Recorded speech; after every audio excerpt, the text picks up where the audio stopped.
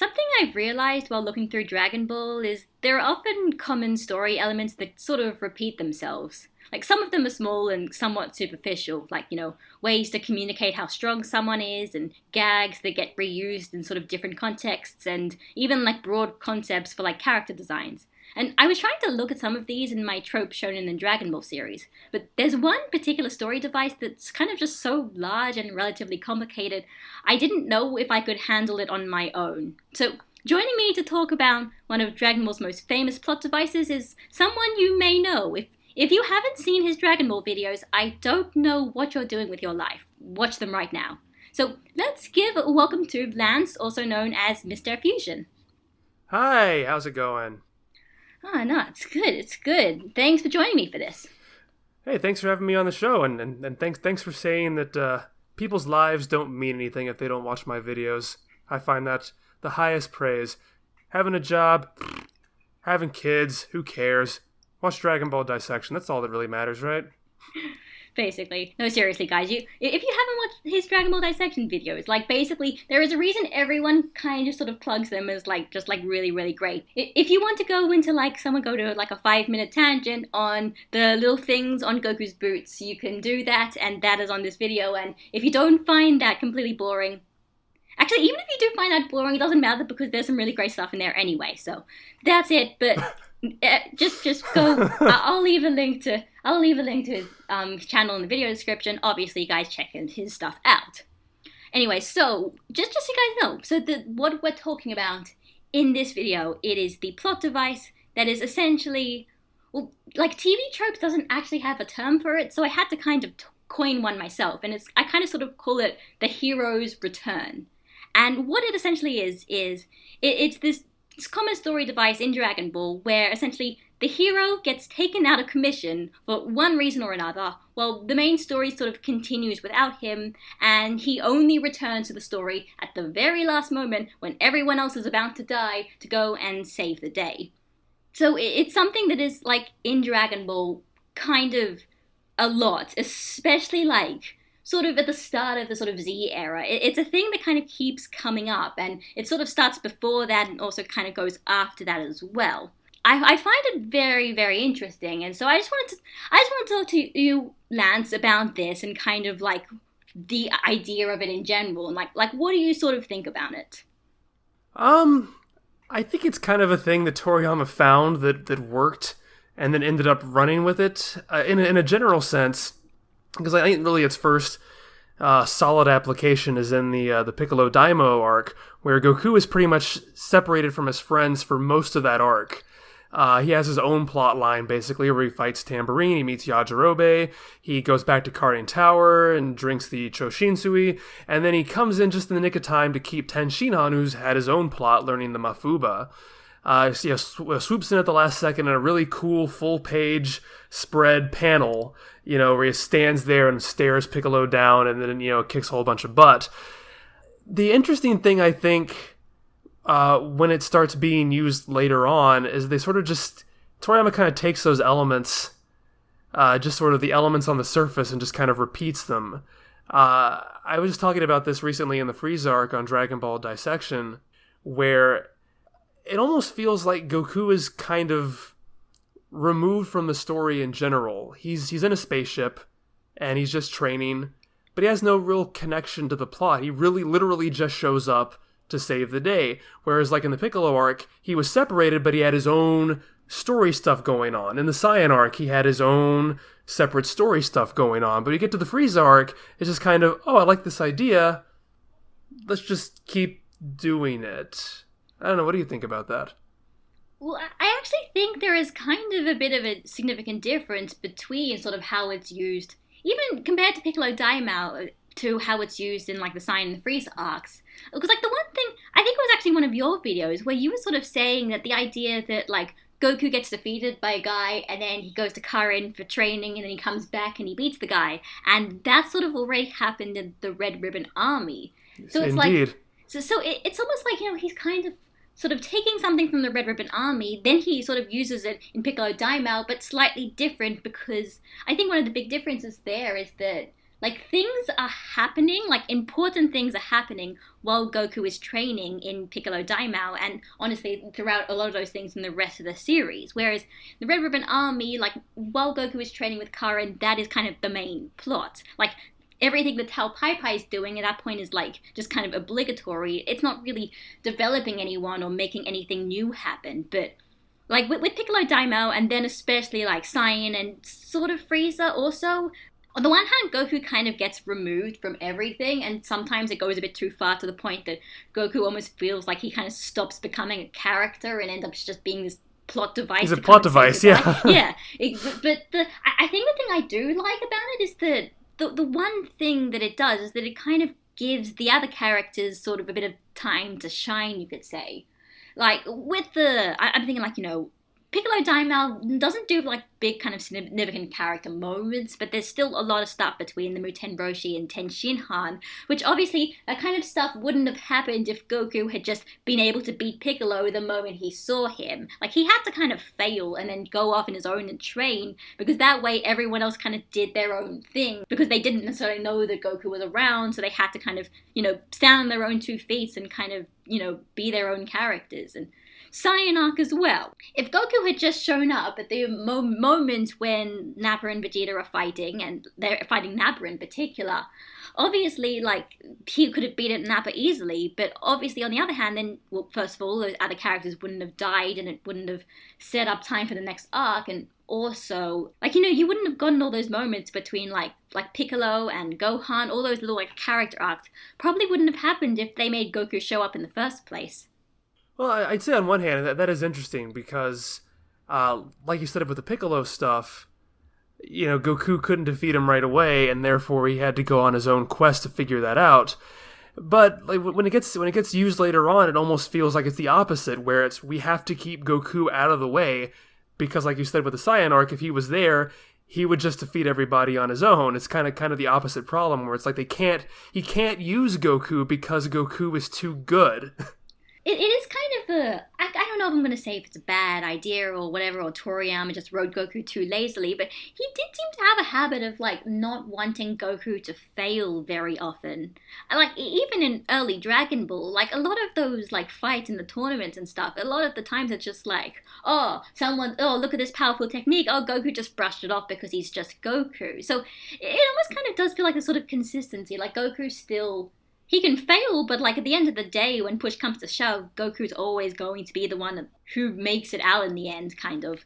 Even the tournaments, like a lot of the times, the only times he lost were because of like real technicalities. Most of the time he was still mostly like in control and probably could have been able to win. I suppose the problem is, at least in my opinion, is that while it can give other characters a chance to shine, I think the early parts of the Frieza arc are a good example of that, where you have Gohan and Krillin in this situation where they're the weakest guys around, trying to hide from Vegeta and Frieza, while befriending the Namekians, gaining their trust, actually accomplishing things. But I think that in other cases, it tends to feel like, in retrospect, that the story's not really moving until Goku gets there. I mean, they do things, the other characters are there, they're just not really accomplishing all that much. They're just sort of wandering around aimlessly, or failing miserably, until Goku comes to save them. Although, I mean, sometimes those failures are important. I mean, I'm thinking sort of like the second time this happens, when in the fight with Frieza, Goku gets injured in the fight with Ginyu, he has to get healed, and the healing takes a long time. He doesn't show up until the fight with Frieza until, like, half everyone's almost dead, Frieza's in his final form, and it's basically bound to, like, kill everyone. But, I mean, like, it's like, on one hand, like, oh, it's like, we're doing this again. But also, the one thing I do appreciate is that, like, basically by having their asses be kicked by Frieza so much, in particular Vegeta, it's a very significant moment for Vegeta. If Goku had just shown up and he's like, okay, I'm gonna fight Frieza now, like, that kind of moment wouldn't have really happened. Especially, the moment Vegeta is about to die. He's like experienced fear from Frieza, and he's like, Kakarot, Frieza must die by a Saiyan's hand, and it's.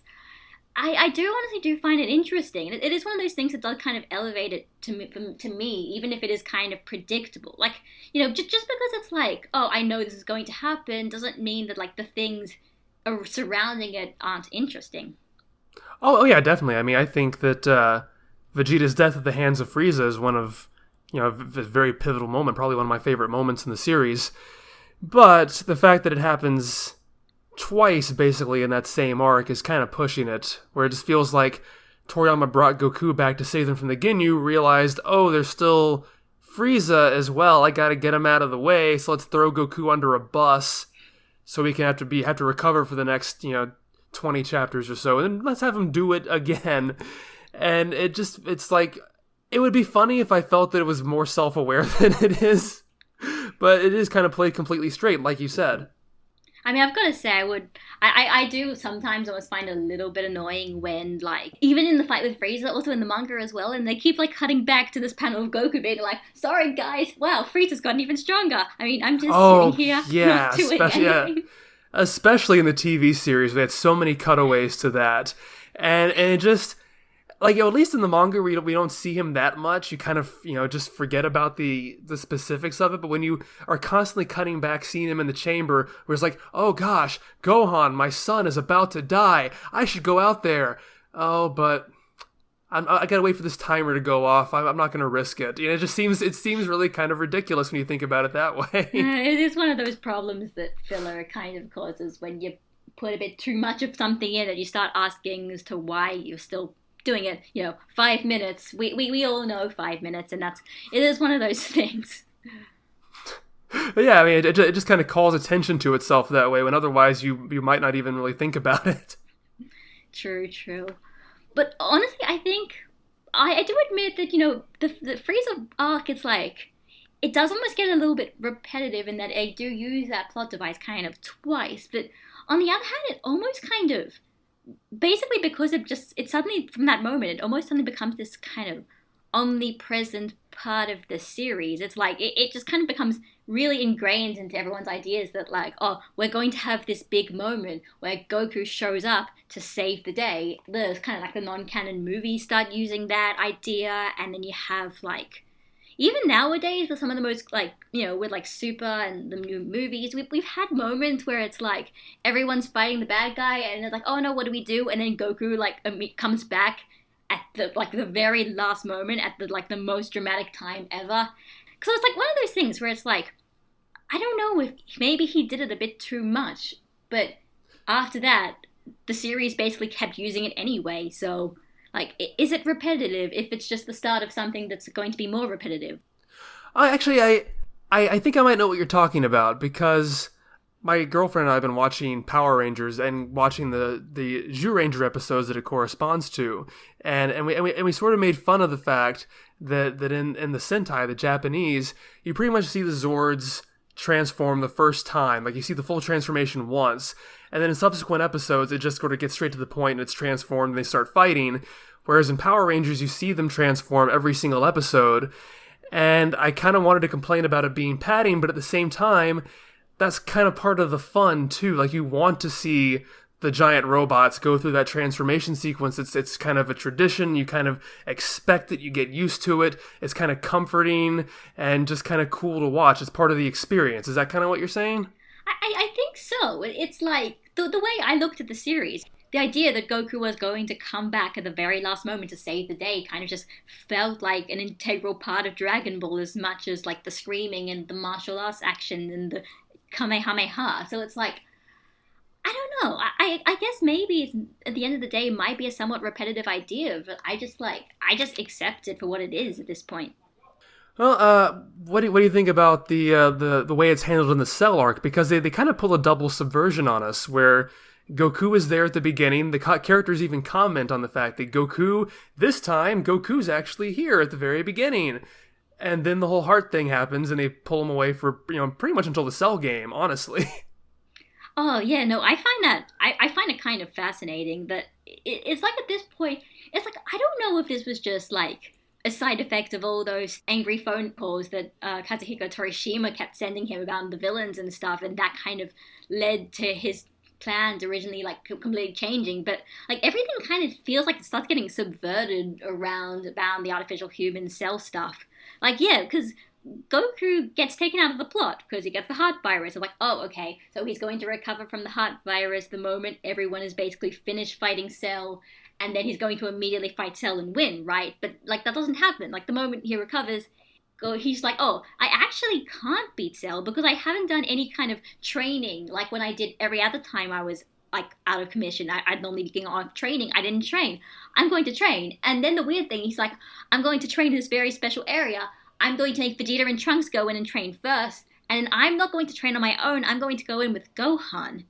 Obviously, that's something the series had never really done before. And it does, at that point, it does seem kind of unusual. Pretty much from the moment where Goku says to Gohan, like, listen, my goal is I want you to be even stronger than I am. You know that something kind of different is going to happen. And obviously it all leads to the Cell games. Is it really totally different though? Because even though he's not the one who is coming in there and beating the enemies in one hit, it's still everybody's waiting for Goku. When Goku comes out, he's the one who has all the answers that actually work. Then we need to use the Room of Spirit and Time. We need to trust Gohan. You know, he's the one who still brings, a bit more indirectly this time, but he's still the one bringing all the answers to the problems, right?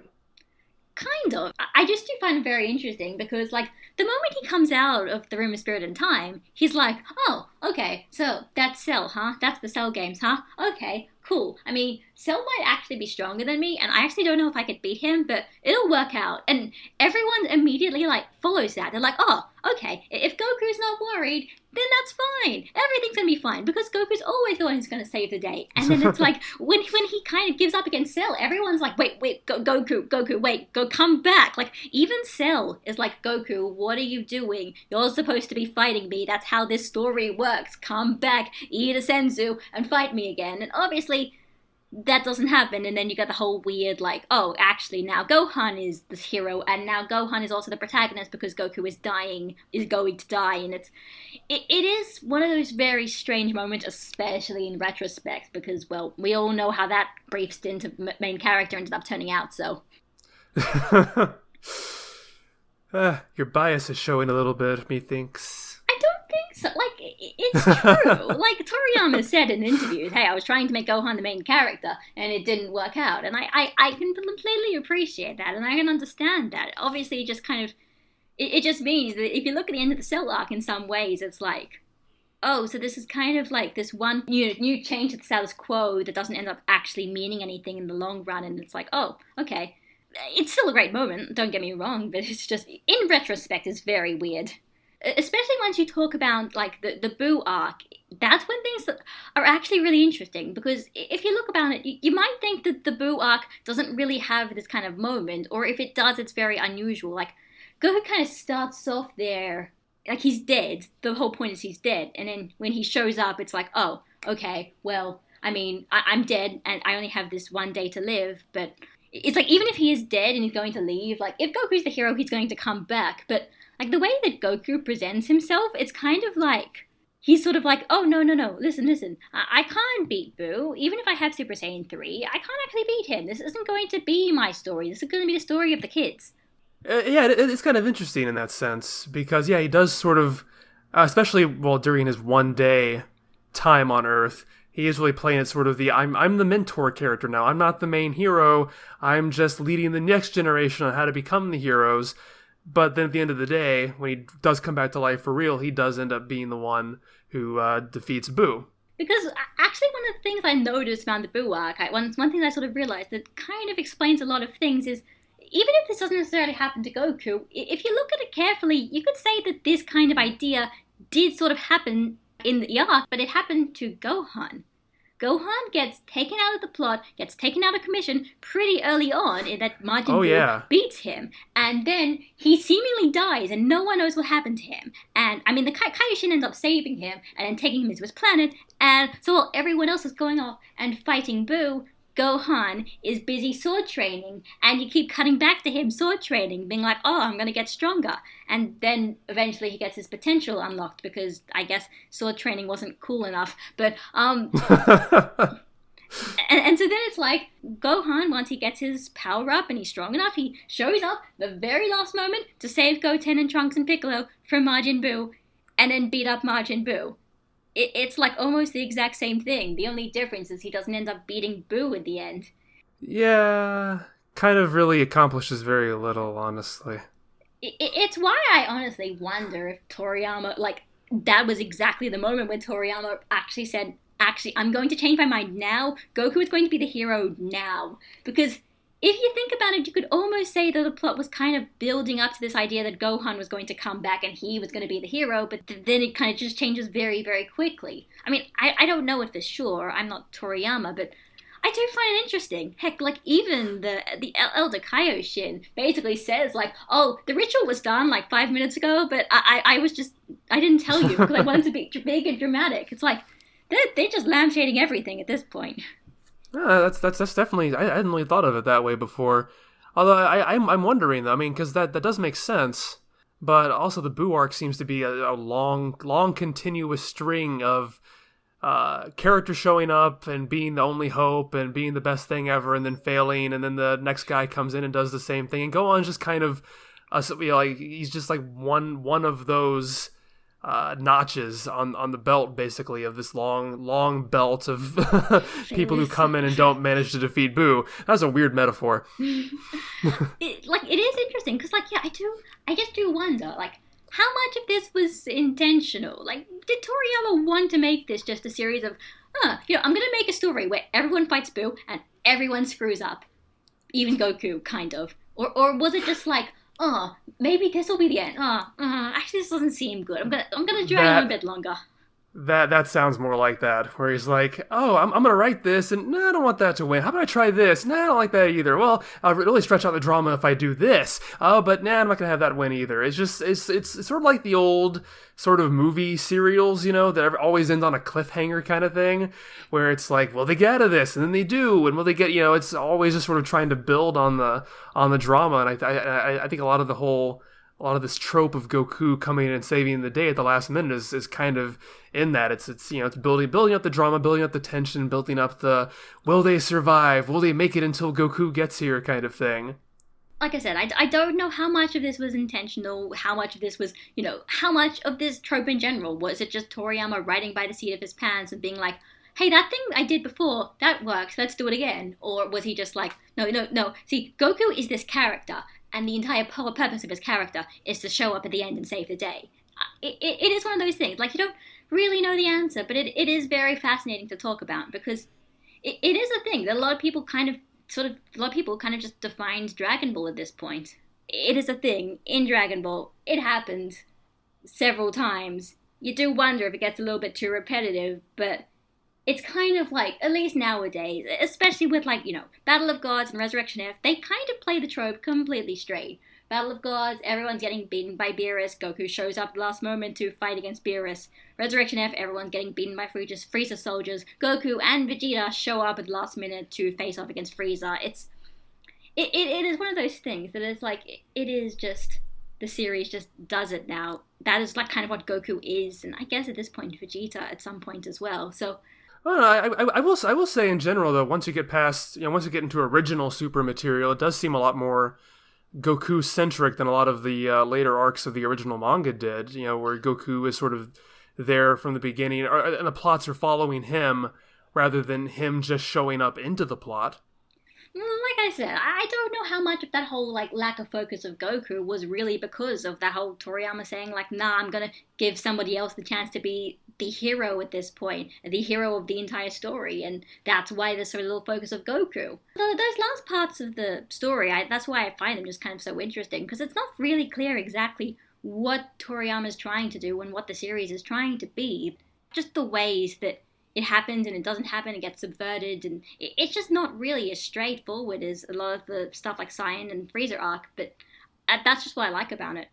So what's your final verdict? Is it a sort of a necessary component of what makes Dragon Ball, or is it an overused cliche? I mean, I don't think it's actually really necessary to part of Dragon Ball, although I do really understand why it happened.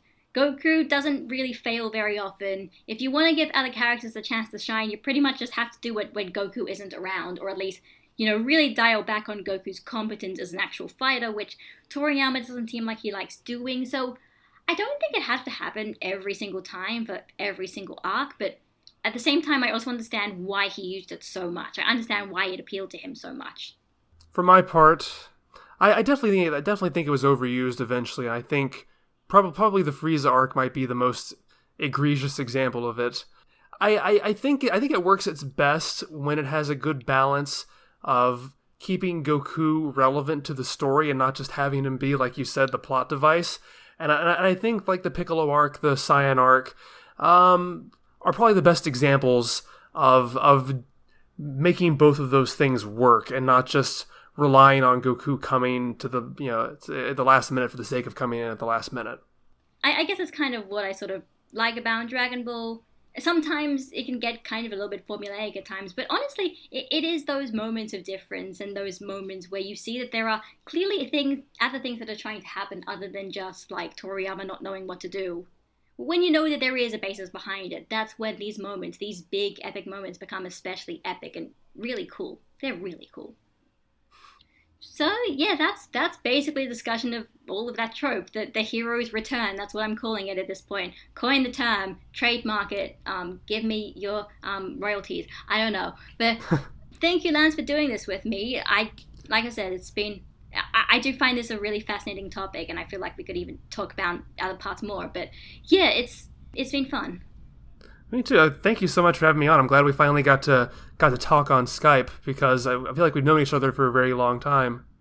And yeah, please, if you check out Dragon Ball Dissection if you haven't. I promise there's more things to it than just talking about Goku's boot details. It's a arc by arc analysis and review of the Dragon Ball manga. I also do comparisons to the TV series and review the movies on the side as well. Working on covering some Bardock material right now, and that's my plug for the day. Plugs, shameless plugs. Shameless plugs are the best kinds of plugs. So everyone, thanks for watching, and I guess I'll see you all next time. Bye.